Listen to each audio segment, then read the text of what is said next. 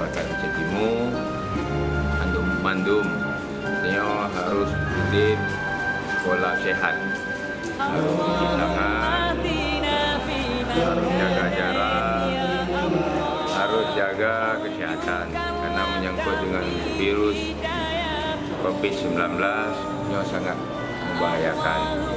Jadi lo saran kepada masyarakat Aceh Timur dan jajaran di Aceh Timur harus sama-sama untuk jaga dan kita putuskan mata rantai COVID-19 supaya di Aceh Timur betul-betul hidup dan hana penyakit COVID-19-nya.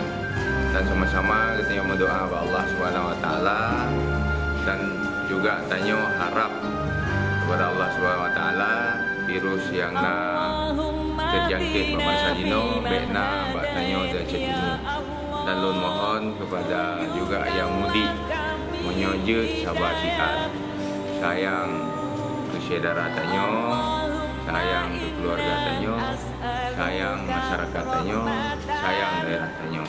Bentuk pakai kesehat, keadaan kondusif, sama-sama tanyo takalan kampung.